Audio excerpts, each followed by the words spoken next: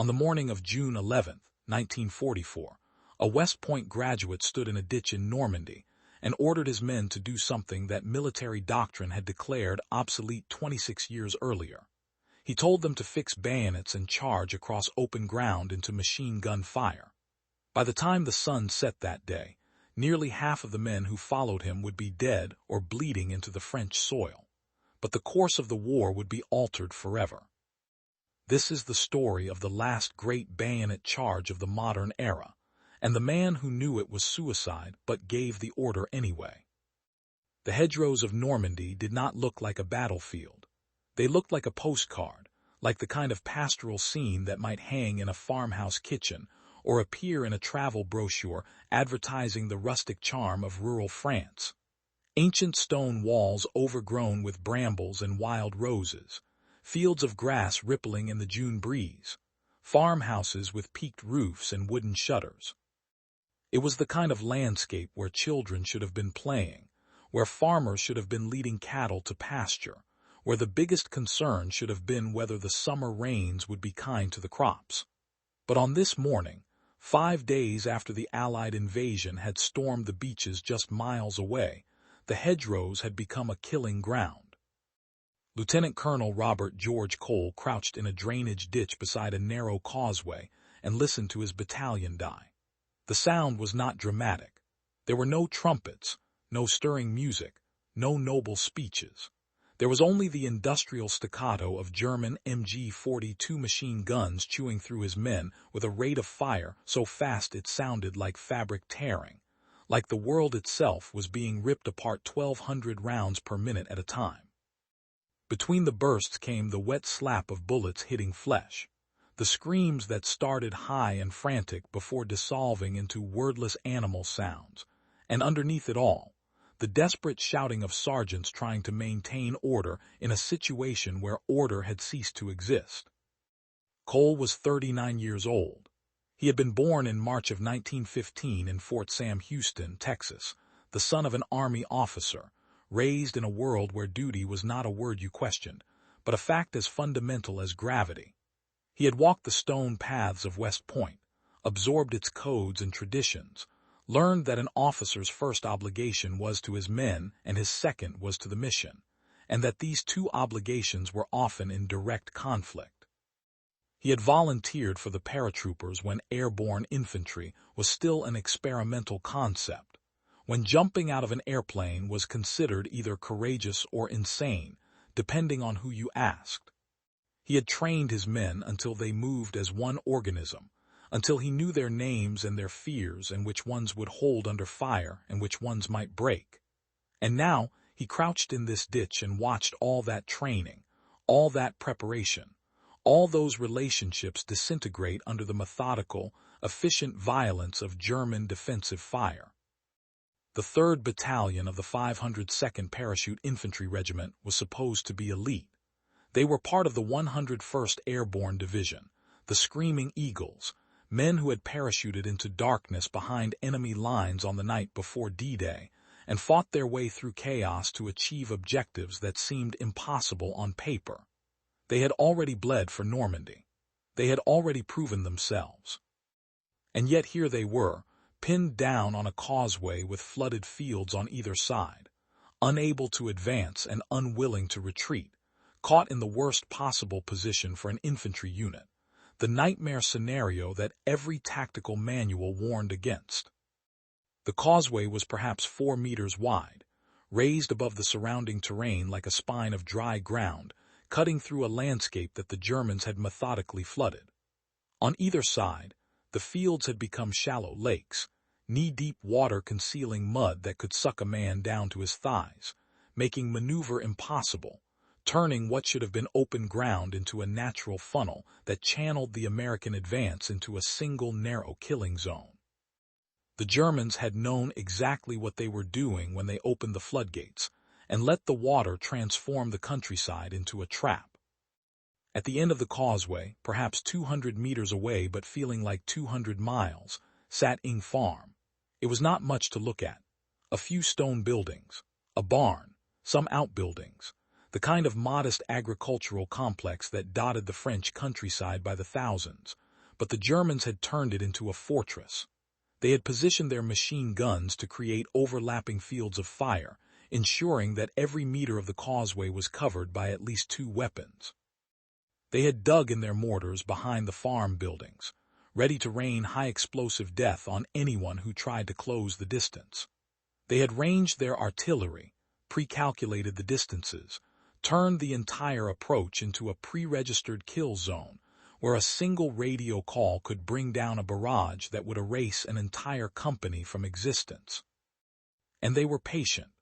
The German defenders were not some hastily assembled garrison of old men and boys. They were veterans, men who had learned their trade on the Eastern Front, who understood that defense was not about heroic last stands, but about creating geometric patterns of death, about establishing positions where the enemy had no good options, only bad ones and worse ones. They had waited behind their MG42s and watched the Americans come up the causeway, and when the range was perfect, when the target was densest, they had opened fire with the kind of disciplined professionalism that turned courage into a liability. Cole had asked for artillery support, and it had come. American guns had pounded Ing Farm, walking shells across the German positions with the kind of firepower that should have obliterated any defensive line. The explosions had thrown up fountains of earth and stone, collapsing sections of wall, setting fire to outbuildings, filling the air with so much smoke and dust that for a few moments it seemed like the world itself was ending. But when the barrage lifted, when the smoke cleared, the machine guns opened fire again. The Germans had gone deep, had covered their positions, had survived the bombardment with their weapons intact and their resolve unshaken. Cole had tried maneuver, sending squads to probe for weak points in the German line, looking for some gap in the defenses that could be exploited. But there were no weak points. The flooded fields made flanking impossible. The hedgerows channeled any approach into predictable paths that the Germans had already covered. Every attempt to find a clever solution ended the same way, with men falling and medics screaming for stretcher bearers, and the slow realization that this was not a problem that could be solved with tactics. Ammunition was running low. Not critically, not yet, but low enough that Cole could feel the weight of it in his calculations. Every minute spent pinned down was a minute his men were burning through their loads, firing at targets they could barely see, hoping that suppressive fire might create an opening that never materialized. And even if ammunition had been infinite, even if they could have fired forever, it would not have mattered. You could not kill what you could not see, and the Germans were dug in deep enough that only a direct hit would silence them. Men were dying slowly, and that was somehow worse than dying quickly. A machine gun burst would catch someone crossing between positions, and they would fall and lie there on the causeway, sometimes screaming, sometimes silent, while their friends watched and could do nothing because moving to help meant exposing yourself to the same fire. The wounded accumulated like a ledger of failure, each man down another piece of the battalion's strength bleeding away into the Norman dirt. Cole understood mathematics. He understood that time was the enemy here, that every hour they remained pinned was an hour for German reinforcements to arrive, for the defenders to be resupplied, for the tactical situation to shift further against the Americans. He understood that Carentan was not just another French town, not just another objective on a map. It was the hinge point, the place where Utah Beach and Omaha Beach were supposed to link up, where the American beachheads were supposed to become a unified front, instead of 2 isolated pockets that the Germans could destroy piecemeal. If Carentan was not taken, if this causeway could not be cleared, then the entire invasion was at risk of fragmenting into separate battles that could be defeated individually. Strategic imperatives did not make the machine gun fire less deadly. Knowing that Carentan mattered did not change the fact that charging across open ground into prepared defensive positions was the kind of tactical decision that got officers court-martialed, that became a cautionary tale in future textbooks, that turned a battalion into a casualty report. Bayonet charges had been obsolete since the First World War, Every officer knew this. The invention of the machine gun, the refinement of artillery, the development of modern defensive tactics had all combined to make the massed infantry charge a relic of an earlier age, a romantic notion that belonged in history books alongside cavalry charges and lines of men firing muskets in formation. The mathematics were brutal and inarguable. A man running at full speed could cover perhaps 100 meters in 15 seconds. An MG42 could fire 1,200 rounds per minute. Even accounting for bursts and pauses, that meant a machine gun crew could put hundreds of rounds into a charging formation before it closed the distance. And that was just one gun. At Ing Farm, there were multiple weapons, mutually supporting, creating a web of fire that should have made any assault across open ground a guaranteed massacre. But Cole was out of options. He had tried everything else. He had used artillery, and it had failed. He had attempted maneuver, and the terrain had defeated him.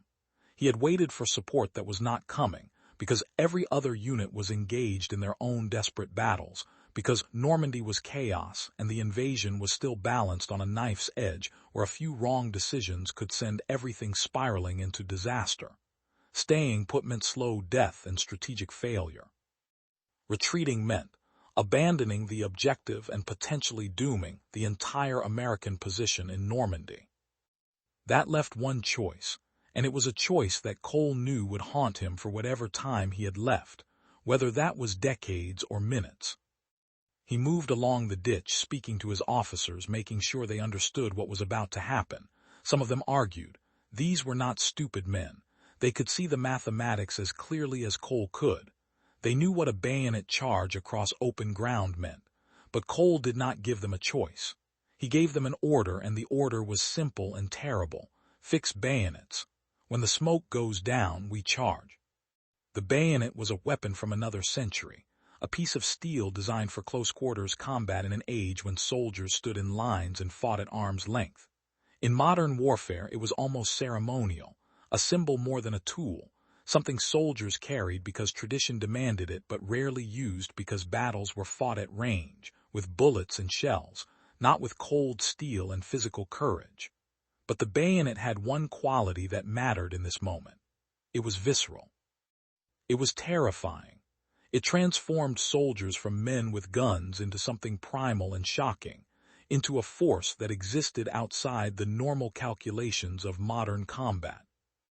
Cole had requested one more artillery barrage, not because he thought it would destroy the German positions, but because he needed smoke, needed concealment, needed something to break the Germans' line of sight for just long enough to cross the distance. The shells came down on schedule, and the world disappeared into thunder and smoke, a wall of sound so overwhelming that thought became impossible, where the only reality was the ground shaking, and the air turning into a physical force that pressed against your chest. And then Cole stood up. He did not wait for the smoke to clear. He did not pause to see if anyone would follow. He rose from the ditch into the machine gun fire and began walking toward Ing Farm with his pistol in one hand and a grenade in the other. Not running, walking, deliberately. Like a man crossing a street. Like this was the most normal thing in the world. Like bullets were not snapping through the air around him. Like the rational part of his brain was not screaming at him to get down, to take cover, to stop committing suicide in slow motion. For a moment, nobody followed.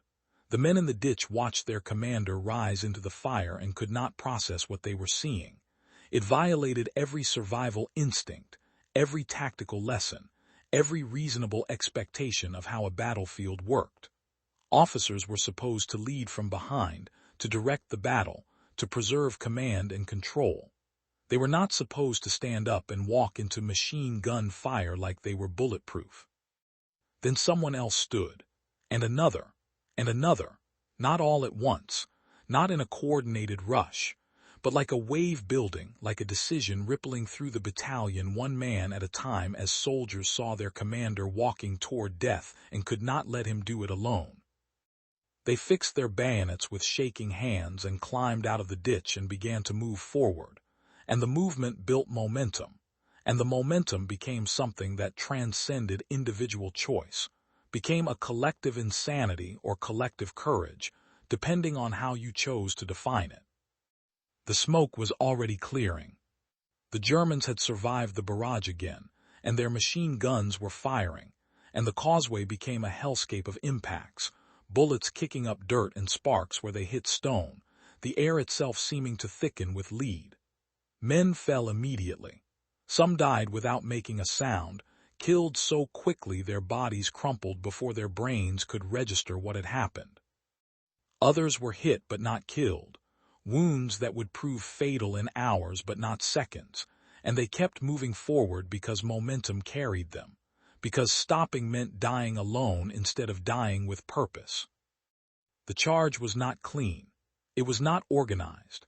It was not the kind of set-piece assault that would look good in a painting or a film. It was chaos given human form, men running and stumbling and dying and screaming, officers trying to maintain some semblance of order while knowing that order was impossible, sergeants shouting encouragement or commands or prayers while bullets found them too. The smoke helped, providing patches of concealment that moved and shifted with the wind, creating moments where the Germans lost sight of their targets. But smoke could not stop bullets, and the machine guns fired into it blindly, spraying rounds across the causeway in patterns that killed through volume rather than precision. 50 meters from the farm, the charge was barely holding together. Men were falling faster than they could be replaced, gaps opening in the line that grew wider with each step. The Germans could see them now through the thinning smoke, could pick their targets, could bring focused fire to bear. This was the moment where a charge either broke or succeeded, where courage either reached critical mass or collapsed under the weight of reality. Cole kept walking. He was hit, a round that burned across his ribs, tearing fabric and flesh but missing anything vital. He barely noticed. He was beyond noticing individual pain, beyond processing specific injuries. He threw his grenade at a machine gun position and saw it explode in a flash of light and debris. He fired his pistol at shapes moving behind the farm buildings, knowing his rounds were as likely to hit stone as flesh, but needing to do something, needing to be engaged in offense rather than just surviving. And then they were at the farm, 20 meters, 10, close enough to see the individual faces of the German defenders, close enough to make eye contact with men who a moment ago had been abstract enemies and were now human beings caught in the same nightmare. The machine guns could not depress low enough to hit targets at point-blank range. The Germans were scrambling, trying to shift positions, trying to bring up rifles and submachine guns for close-quarters fighting. But the Americans were already among them, bayonets leading, and what followed was not combat in any modern sense but something older and uglier, fighting at arm's length with steel and rifle butts and anything else that could be used as a weapon. Close-quarters combat is not cinematic. It is not choreographed. It is a panic scramble where training dissolves into instinct, where men claw at each other with a desperation that transcends tactics or honor. The Americans had momentum and numbers, and the shock of having achieved what should have been impossible. The Germans had prepared positions and better cover, but they had not expected anyone to close the distance, had built their entire defense around the assumption that machine gun fire would keep the enemy at range. Now their advantage was gone, replaced by a chaotic melee where American paratroopers and German infantry killed each other in doorways and behind walls, and in the narrow spaces between buildings. The fighting lasted minutes that felt like hours. Germans who could retreat did. Some fled across the fields beyond the farm, running through their own flooded zones, abandoning positions that had seemed impregnable minutes earlier. Some tried to surrender, hands raised, shouting words that were lost in the chaos. Some fought to the end, either from courage or because they understood that surrender was not always accepted in the heat of battle, not when men were running on adrenaline and rage, and the memory of friends who had died getting here. And then it was over. Not cleanly, not all at once, but gradually as the shooting tapered off and men realized they were standing in positions they had bled to take, breathing hard, covered in smoke and mud and sometimes blood that might have been their own or someone else's. The farm was theirs. The machine guns were silent. The causeway was open. The cost was immediate and visible. Bodies lay on the causeway, some American and some German, creating a trail of the dead that marked the path of the charge.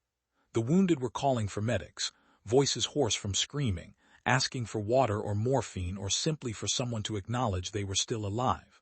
Cole did a quick count of who was still standing and felt the number like a physical blow. Approximately half of the men who had followed him across the causeway were casualties, dead, wounded, or missing.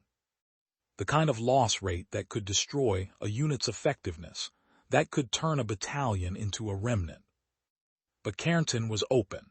The causeway was secured, and with that security came the possibility of moving forward, of bringing up reinforcements, of linking Utah Beach and Omaha Beach into a continuous front. The Germans would counterattack, and they would do it soon, but now the Americans held the position and could dig in, could bring up their own machine guns and artillery, could turn the tables and make the Germans pay for every meter they tried to take back. Cole sat on a stone wall and felt the adrenaline drain out of him, replaced by exhaustion so profound it was almost paralytic. His ribs burned where the bullet had grazed him, a sharp, constant pain that his body had ignored during the charge but now demanded attention. Around him, his men were doing the same calculations he was, processing what they had just survived, understanding that the charge should have failed, that by every reasonable expectation they should all be dead, and that they were alive more by luck and German shock than by any tactical brilliance. What Cole had done was not heroic in the traditional sense. It was not a carefully planned operation that minimized casualties while maximizing effect. It was desperation given form, a calculated gamble where the calculation had said the odds were terrible, but the alternatives were worse. He had traded lives for ground, sent men to die because the mission demanded it, and the fact that it had worked did not change the mathematics of what he had ordered. In the days that followed, Carentan would be fully secured. German counterattacks would come, fierce and determined, including an assault by the 2nd SS Panzer Division that would nearly retake the town before being thrown back by American reinforcements. But the beachheads would link. The invasion would solidify. Normandy would become the launching point for the liberation of France and the eventual defeat of Nazi Germany. And historians would look back at the fight for Carentan as one of the critical moments, a place where the battle could have gone either way, where a single decision had rippled outward to affect the entire campaign. Robert Cole would be recommended for the Medal of Honor, America's highest military decoration, for his actions on June 11th. The citation would describe his courage, his leadership under fire, his willingness to expose himself to enemy fire to inspire his men. It would use words like gallantry and valor, the formal language that the military uses to describe moments that defy formal language. The medal would be approved and would be waiting for him, though he would never know it. On September 18, 1944, Lieutenant Colonel Robert Cole would be killed in action in the Netherlands during Operation Market Garden. He would be observing the front lines near the town of Best when German mortar fire would find him. He would die instantly, 3 months after the charge at Carentan, his luck finally running out in a war that consumed men regardless of their courage or their medals. He was 39 years old. The Medal of Honor would be presented to his widow. His name would be added to the long roll of American officers who died leading from the front, who understood that command meant sharing the risks they ordered their men to take. He would be buried with honors, and his unit would mourn him, and the war would continue without him, because wars always continue, consuming heroes and cowards with the same industrial efficiency. The bayonet charge at Carentan would become a case study in military academies, analyzed by officers trying to understand what makes men follow orders that seem suicidal, what creates cohesion under fire, what separates units that hold from units that break. Some would argue that Cole's charge was brilliant, that he correctly assessed the tactical situation and found the only solution that could work. Others would argue that he was reckless, that he got lucky, that the charge could easily have failed and would have been remembered as a disaster rather than a triumph. Both arguments would miss the point. What Cole did was not about tactics or brilliance or luck. It was about understanding that leadership is not always about making good choices, but about making choices when all the options are bad.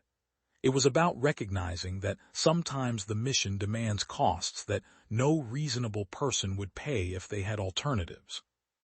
It was about the terrible arithmetic of war, where lives are currency and ground is purchased with blood, and where the man giving the order has to be willing to pay the same price he demands from his soldiers. The men who survived the charge would carry it with them for the rest of their lives. Some would wear it as a source of pride, the day they did the impossible and lived.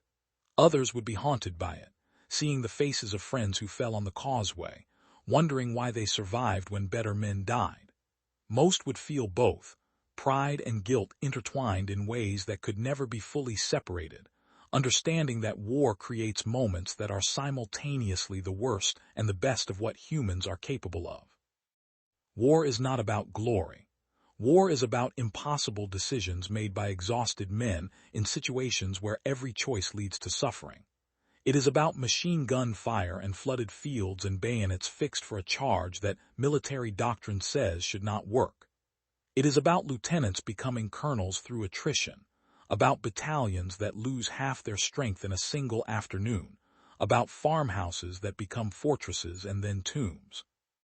And sometimes, rarely, it is about moments where courage becomes contagious, where one man standing up creates a wave that carries others forward, where desperation and leadership combine to achieve something that looked impossible until it was done.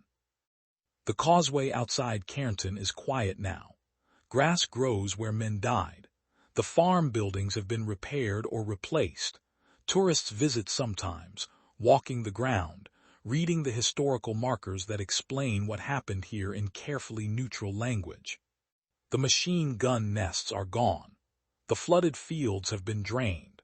The hedgerows have been trimmed back into their peacetime purposes. Nothing remains of June 11th, 1944, except memory and records and the names of the dead inscribed on monuments. But the charge happened. It happened in a specific place at a specific time for specific reasons, and it mattered. It mattered strategically, creating the conditions for victory in Normandy. It mattered tactically, proving that even in modern war there are moments where the old rules apply, where shock and courage can break defenses that should be unbreakable. And it mattered personally, to the men who followed Robert Cole across that causeway, who survived or died based on factors they could not control, who found themselves part of something larger and more terrible than individual experience. History remembers the charge at Carentan as a success. The official records note the objective taken, the casualties sustained, the medal awarded.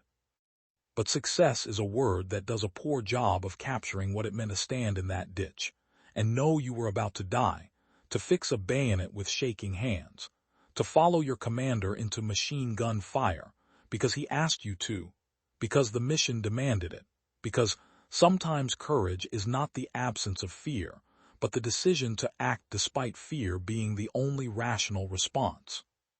Lieutenant Colonel Robert George Cole gave an order on June 11, 1944, that military doctrine said was obsolete, that tactical training said was suicide, that common sense said would fail. He stood up under fire and walked toward the enemy because someone had to go first, because leadership means accepting risks before asking others to accept them, because Carentan had to be taken and there were no good options left. His men followed him across the causeway and took the objective and paid a terrible price for ground that mattered to a campaign that mattered to a war that shaped the world. The charge lasted minutes. Its consequences lasted decades, and the question it raises has never been answered, not really, not in any way that satisfies.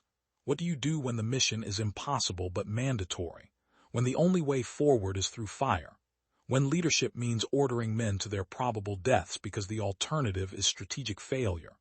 Robert Cole gave one answer on a causeway in Normandy, and he paid for that answer with the lives of his men and eventually his own life. Whether that answer was right or wrong is a question that cannot be separated from whether the charge succeeded or failed, and that kind of moral calculus leaves no room for certainty. War does not provide certainty. It provides situations where decisions must be made immediately with incomplete information and terrible stakes. It provides moments where training and doctrine fall away, and what remains is simply human beings trying to survive and achieve and honor obligations that transcend survival. The charge at Carentan was one of those moments, compressed into an afternoon of violence that decided the fate of a town and a beachhead, and ultimately contributed to the liberation of a continent. Liberation is an abstract word. It does not capture the sound of machine gun fire or the weight of a bayonet or the sight of friends dying on a causeway. It does not capture what it meant to be Robert Cole, standing in a ditch, making a decision that would haunt him for the rest of his short life. It does not capture what it meant to be one of his soldiers, hearing the order to fix bayonets, understanding what that meant, and doing it anyway because that is what soldiers do when leaders lead. The story of the charge at Carentan is not ultimately about tactics or medals or strategic importance. It is about the moment before the charge, when Cole stood up and began walking toward the enemy, and his men had to choose whether to follow.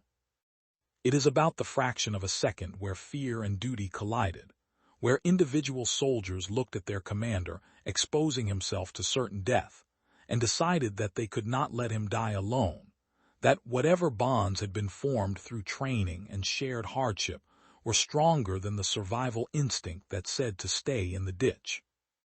Those bonds are the substance of military effectiveness. They are what makes units hold when holding seems impossible, what makes men advance when advancing means probable death, what separates armies that fight from armed mobs that flee. And those bonds are created by leaders who understand that command is not about privilege or safety, but about accepting the same risks you demand from the men you lead. Robert Cole understood that. He proved it on a causeway in Normandy. And he paid for that understanding with everything he had. This story matters because war continues. The weapons change. The technology evolves. The tactics adapt to new realities. But the fundamental challenges remain the same. Leaders still face impossible choices. Soldiers still must decide whether to follow orders that might kill them. Battles still come down to moments where courage or fear determines outcomes that affect thousands or millions. And understanding how men like Robert Cole made their decisions, what motivated them, what cost they paid, provides insight into what leadership actually means when the abstractions fall away, and what remains is blood and smoke, and the terrible responsibility of command. So I ask you this. If you were in that ditch on June 11, 1944, and your commander stood up and began walking toward machine gun fire, what would you do? Would you follow? Would you stay? Would you be able to make that choice before fear paralyzed you? And if you were the commander, knowing that your order would kill men who trusted you, could you give it? Could you stand up first? Could you live with the consequences, assuming you lived at all? These are not rhetorical questions. They are the questions that define leadership in its most extreme form, stripped of comfort and safety, and the luxury of good options. Robert Cole answered them with his actions. His men answered them by following. And their answers echo across 8 decades, reminding us that courage is not clean or simple or always rewarded, but that sometimes it is the only thing that stands between strategic disaster and hard-won victory. If this story moved you, if it made you think about leadership or courage or the impossible decisions that war demands, I would be grateful if you would subscribe to this channel and share your thoughts in the comments. What would you have done in Cole's position? What do we owe to the men who make these decisions and the men who follow them? How do we honor their sacrifice without glorifying the violence that demanded it? These questions matter, not just as history but as ongoing challenges that every generation must face in its own way. Thank you for listening to this story. Thank you for remembering that these were real men who died on real ground for reasons that seemed vital at the time and remain important now. Their charge across the causeway at Carentan was not the last battle of the war, but it was one of the moments where individual courage changed the course of history, and that is something worth remembering.